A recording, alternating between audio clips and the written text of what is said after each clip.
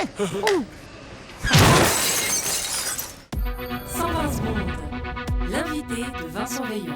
La forêt amazonienne, ce n'est pas facile à dire, est en péril. Voilà des semaines que des milliers de départs de feu quotidiens, pour la plupart intentionnels, entraînent d'immenses colonnes de fumée qui se ressentent jusque dans les grandes villes côtières et provoquent une déforestation massive du poumon de la planète. La communauté internationale est très inquiète et doute ouvertement de la capacité du gouvernement de Jair Bolsonaro à gérer cette problématique dramatique. Washington, César Dorrego Vidal Pereira Magalhães, bonjour. Bonjour. Vous êtes brésilien établi en Suisse et vous êtes un soutien du nouveau président Jair Bolsonaro. Ainsi comme la plupart des Brésiliens qui habitent en Suisse. C'est vrai que la diaspora brésilienne de Suisse avait majoritairement voté pour lui, mais sa cote de popularité subit un sérieux revers ces dernières semaines. C'est dommage parce que pourtant il fait exactement ce qu'il a dit qu'il allait faire pendant sa campagne électorale. C'est-à-dire ? C'est-à-dire rien. Rien pour l'environnement en tout cas.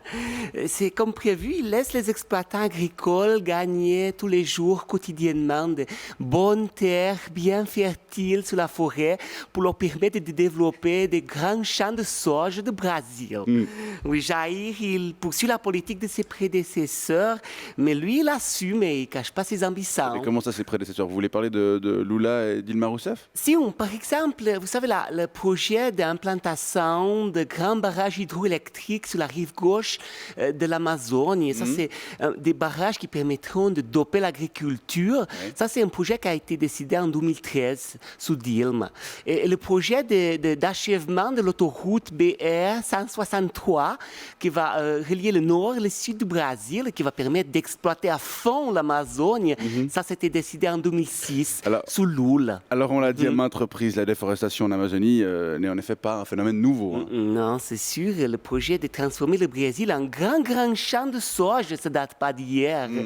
Vous savez, ces 4 dernières années, la surface dévolue à la culture du soja au Brésil, ça a augmenté de 50%. 50%. Si, Jair, il a simplement décidé de terminer le travail. Et il le dit ouvertement. On ne peut quand même pas lui en vouloir d'être le seul président honnête de l'histoire du Brésil. Vous évoquez le soja, une plante qui est cultivée massivement au Brésil, mais pas pour nourrir la population locale. Ah non. Les habitants de favelas, ils n'ont pas les moyens pour s'acheter du bon soja du Brésil. Le soja du Brésil, il est destiné exclusivement au bétail.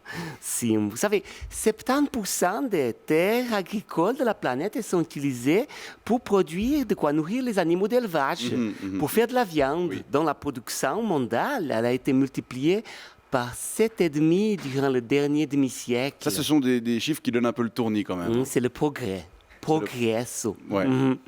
On ne peut rien contre lui, c'est comme ça. Dieu, il a décidé que le Brésil, il doit produire du soja, dont une partie est exportée en Chine pour nourrir des porcs qui servent à nourrir des Chinois, qui fabriquent des smartphones qui nous permettent de spéculer sur les cours du soja du Brésil. Et voilà. C'est une machine très bien huilée, avec de l'huile de palme.